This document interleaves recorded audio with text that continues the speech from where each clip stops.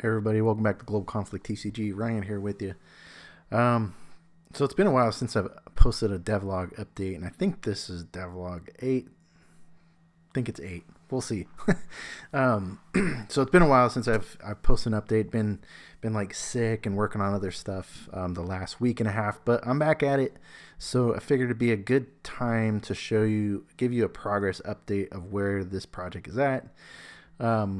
So if I remember right, where I last left off, I basically finished the startup managers, and I was really just setting up the game to play, pretty much. And so, I'll be honest, this next step in the project is pretty intense. Like there is a lot to put together, and so that's what I'm going to show you here. So, long story short, now that the startup managers are done, I'm able to get the game to where it starts up, and you'll see where both players are set up on the board. The next phase is to do the actual gameplay itself. So there's a few things that are required. You need a game manager, which handles the turn states between the two players.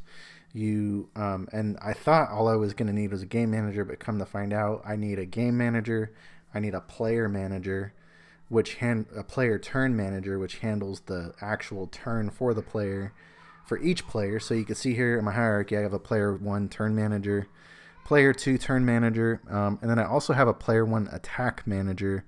I haven't built player 2's attack manager yet, but when doing the actual attacking now, it's pretty complicated. I've tried a bunch of different ways of doing this attacking method. I've tried doing global events to send attack data, but I settled on this using an attack manager, so just a separate FSM attack manager to handle that process using an event from the card. So it's kind of complicated. I'm going to try to explain it, but try to follow along. So let's start with the game manager first. So let's go ahead and just open this guy up. Actually, we'll just slide this up here. Actually been meaning to put that up there as one of the tabs. There we go. So this is the game manager so far, and it's really not it's not too crazy of a flow. But what this game manager, it handles it's the main overarching game manager for the match, and it handles a couple different things. It handles putting each player into its turn state. So player 1 and player 2. All of player 1 turn states are really on this side of the flow, and then player 2 is on this side. It's going to check for startup complete. That's this first box here. Check for startup complete bulls. Once both players are done starting up, then this game manager will take over. And then once it's ready, it's going to broadcast the message to the startup just going to check a bull here, make sure everything is complete. And it's going to go back and checks to see who won the coin flip, who's going first. And then it'll decide, depending on that, which direction it's going to go. So if player 2 won the toss and it's going first, it'll go this route. If player 1 is going first, it'll go the other route. So hope that makes sense. But this is the game manager really as a whole, and there's really not much to add to it. The game manager actually is very simple. I put this together in probably less than 30 minutes. Very simple. It literally it pulls some data. Once the startup's complete, checks to see who goes first. That player, they go through their turn progression. Once their turn is complete, which there's a Boolean value here, that'll check complete, and it'll go here, and it'll start checking for win conditions. I do have the special conditions actually empty right now. Eventually I'll add special conditions in there, but it'll just start checking for win conditions, and all this is doing is checking prize count. It's checking how many units are active in play, and then it's going to check. There's actually another check for win, which is your deck count. That's actually outside of this FSM, but all of these states here in the middle are just checking for win conditions. That's it. Once the win conditions are passed and there's nobody has won yet, then it's going to come to this last state. It's going to check to see whose turn it was last, which I have a bull variable up top. It'll check it. Whoever's turn was last, it'll go ahead and turn complete. And then it'll go the other direction so the other player's turn can start. So it'll come up here. It's going to uncheck that bull variable and then go to the next player. So it's very like a super rush through way of showing you, but this is how the game manager operates. Pretty simple. And then you can see here, player 1 wins the game. So if you have a win condition, this is the wins the game, and it opens a screen that says you won. You can see there is also a global event that can trigger this screen, depending on if the opponent decks runs out of cards in their deck or not. So that is the game manager. Pretty simple, really not that bad. But the turn manager is where it gets a little bit more interesting. This one's also not that crazy looking. So you can see here, it will open in a start state. It's going to just go ahead and set some bool variables on your active units. But then from there, it's going to wait for a global event called start player 1 turn. This global variable, or not variable, but global event will trigger each time it's that player's turn. So it'll just restart the process every time it's their turn. And what it's going to do, it's going to take that in, it's going to do an array get next, and go ahead and draw your card. So at the start of every player's turn, you have to draw 1 card from the top of your deck. It handles that process. It finds a child, does all that stuff. Not going to dive into that too much. Going to get child next. FSM bool is going to set some variables here, and we're going to this window here is going to activate some attack menus. This is important because on the card prefabs, so if I open up the prefab real quick, you can see here that there are a lot of different objects attached to the card prefab. There's all sorts of stuff. There's glow rings, there's unit card image, damage counters, unit attachments. But the important thing is this attack menu button.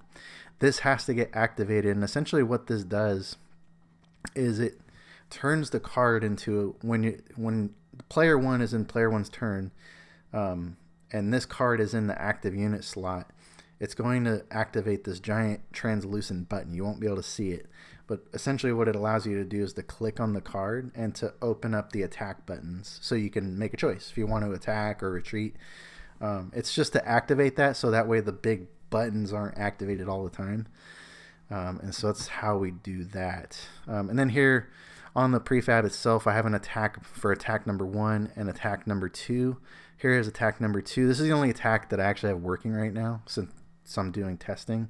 But what I have is each card prefab is going to have its specific variable set for like how much attack damage it does, how much health that it has, things like that.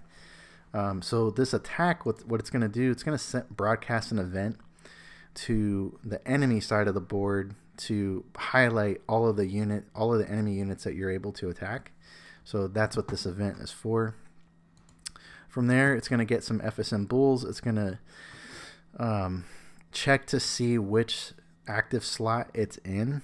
Its physical self is in, and then it's going to go ahead and check that bool. And then once it finds that bool variable, it's going to go ahead and it's going to know, this card is going to know if it's in slot 1 or slot 2 on the board. That's important because when it broadcasts the data, so here's the attack data. It's going to broadcast this attack data to the attack manager. And so it's going to broadcast it through an event. And so here's the data here. The damage is 40 damage. String, the attack name is precision burst. This is going to send it to the attack manager, but it also needs to have this bool variable checked just so that way we're sending the attack to the correct slot. So I know it's complicated, but trust me, it works. And so let's take a look at the attack manager. Or actually, let's go back to turn manager real quick. So anyways, we activate those buttons, and then if we roll on down, we can see here at this point, you can see how it just splits off, and it's just going to wait. So it's waiting for a couple of bool variables, and essentially what it's waiting for in this block here, it's waiting for the attack manager to send the turn manager a signal that an attack has occurred. And that's all this is doing. It's just waiting for a bool variable to be checked so that it knows that attack has happened. And so, once an attack has happened, whether it's coming from spot 1 or spot 2, we don't really know until, we get that bool variable. And so from there, excuse me, once it figures that out, it'll come here. It'll look to see if there is another unit in the active slot. If there is not another unit in the active slot, then it'll be a child count 0, and then the turn will be complete. That player's turn will be over. But if there is another unit in that active slot, so it means has kids, then what we're going to do is another bool variable here. We're going to wait for this bool to be checked. So we're going to give the player an opportunity to attack with that second unit. And at that point, they can do one of two things. They can either attack, or they can press the done button and then just end their turn. So that's how that works. And that's really simple. Once both active units attack, it's done. And then here's the turn complete. It sets this bool turn complete. This bool variable, if we go back to the game manager, is actually right here. Here's the turn complete bool test. Once that bool variable goes true, and then the game manager knows that player 1's turn is complete. So kind of intricate, but that's how it works. And so let's take a look at the attack manager next. And this is where it gets kind of crazy. So the attack manager itself, so like each block here, this block is actually exactly the same as this second block to the side. The only difference between the two is the global event that triggers them. That's literally the only difference. And the reason why I have to do it is because we have 2 active slots that you can attack from. So the best way I was able to figure out to do it is to just have a global event for each slot. So, but essentially these flows are twins. They do exactly the same things, the exact same steps on each side, just different global events that trigger them. And so what it'll look like is when you choose one unit to attack with, you'll see one flow go through and work its progression, and then when the second unit attacks, you'll see the other flow go through its progression. Now, inside of the flows itself, there's a couple things we have to know. So like, first of all, we need to get event properties. So that's that event that gets sent off by the actual card prefab. We need to know the damage from that card, which is the event that I showed you. And then we need to know the attack name.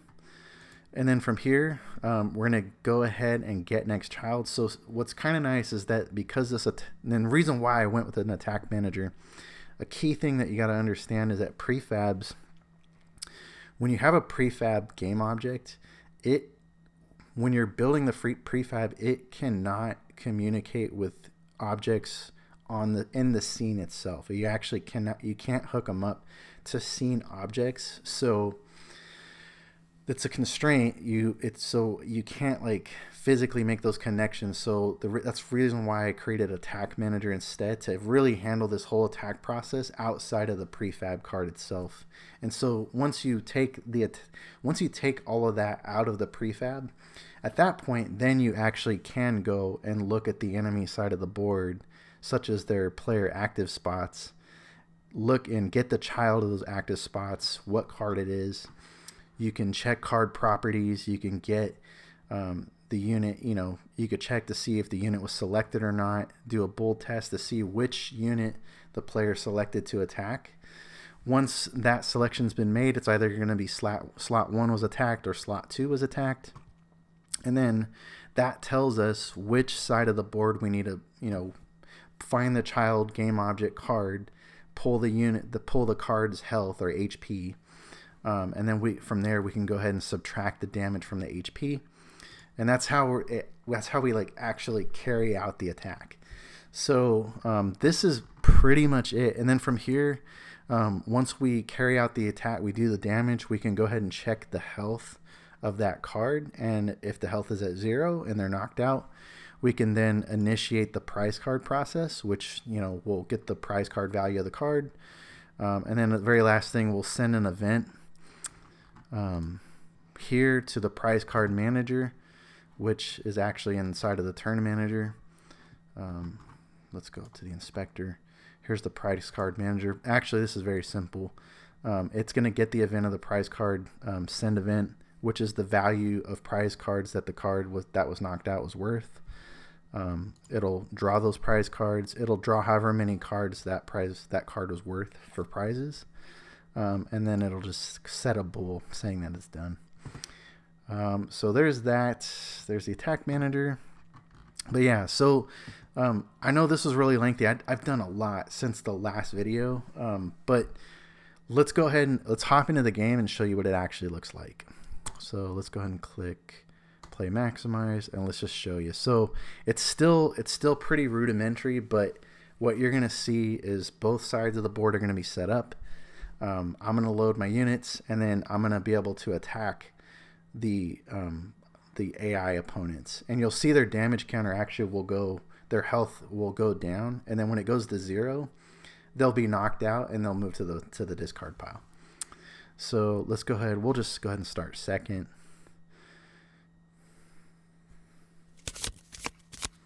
All right, shuffling some cards. I need to speed up this process too. Another thing you'll notice is that I have the health the health indicators on the cards just active all the time, so I actually know what cards they have in their hand. I gotta fix that at some point, but it's okay. All right, so we'll go ahead and click, put one here. So this one's not really gonna work. Well, it'll be fine. Let's see. Actually, I'm going to do this real quick. I'm going to click done. We're going to pause this, and then what I'm going to do is I'm going to delete the game object off of their base. So, all right, looks like it's my turn. So let me go ahead and pause real quick. Let me go up to their base, and we're going to cheat. Take this card, and we're going to delete it. I don't know what I did there. Yeah, that was player 2 base. Okay, there we go. All right, so now you can see it's just one-on-one. The reason why I did that is I want to show you a win condition. So so now it's my turn. What I can do is this unit has turned into like a giant button, so I could click on that, and then you can see here that it has fired open my buttons. I can press which attack that I want to click on. Right now, the only attack that is wired up is this precision burst. So we'll go ahead and click on that, and what this does is it sends a global event to the enemy's cards, and it tells them that an attack has been selected, and so it does this little glow box, and then it has another translucent button that player 1, the human player, is able to select, basically to select which unit you want to attack. So it's just telling you which units you can attack. And so this will change depending on the kind of attack. Like, so down the road, if I have an attack where you can go after somebody on the base, then like those units will highlight on the base. But for now, we'll go ahead and we'll click on this unit, and then you can see that his health went down by 40, and then it switched to player 2's turn, and then now their turn is over. Now it's my turn again. Same thing. I'm going to select an attack, and it's still highlighted. I gotta put the checks in place to stop that, but we'll just go ahead and knock him out, and there he goes. He went to the discard pile, and then we won the match. So we actually won the match because player 2 has no more cards in the field of play. So you win the match. So that does work, which is awesome. Let's try it again. Let's play another one. So we know that if the player has no more cards in the field of play, that we could win, which is good. So that win condition works. The next one I'm going to show you is going to be probably a deck out. We'll keep drawing cards until we run out of cards in our deck. So that's what we'll do. Right. And you know, I didn't see if I was going first or second, so we'll see. And it looks like I'm going first. Okay. So I'll just go ahead and load up. I'm not going to attack this time. Or I could attack. It doesn't matter. So I'll press done. All right. And so, why not? We'll attack. And then you see I can click on my second unit and also attack. And then now it's player 2's turn. Now it's back to my turn. And then I will choose to attack. And he's knocked out. And then it draws a prize card for me. And then knock that guy out, and then you'll see it'll draw another prize card for me. And then now it's player 2's turn. It's my turn. I don't have a check in place that they must have, but eventually you'll have to have at least one unit in the active spot. Still have to build that in. But for now, we're just going to keep drawing cards until we run out. So it looks like I'm going to probably lose. Yeah, because I have 3 cards in my deck. He has 4. And then that didn't work out right. So we have to fix that too. All right. Which that's a pretty simple fix. And keep going. And so I have 1 card left. And then we'll go 1 more turn. Okay. Yeah, I haven't lost yet. But the next time it comes around to me, I'm going to lose. So. And I lost the match. Yeah. So basically I ran out of cards on my deck. So it works. The short answer is that it seems to be working. The win conditions work. And then I tested it earlier for prize cards, and that one works as well. So I'm gonna probably leave it off here. You could see kind of how far it's come. I can do some rudimentary attacking right now. I think for the next devlog, what I'll keep working on is just I'll clean up the interface so cards aren't highlighting or my attack menus aren't up all the time. That'll probably be something I work on. I'll work on the discard pile, making sure that those actually just stack on top of each other. And then I'll eventually start working on the AI side of things.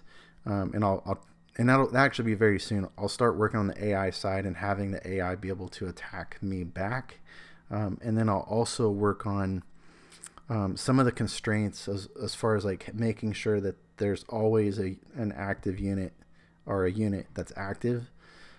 So there's a lot of things. There's so many steps. Like this is definitely going to be a pretty drawn out process. But the good news to report is that at least as far as it's come, to this point, it works pretty good. At least just with me attacking, it's getting better. I do understand that it doesn't really look the greatest, but we'll get there. Eventually I'll be able to really shine it up and give it some feel. So if you enjoy this, go and smash the like button if you had a good time.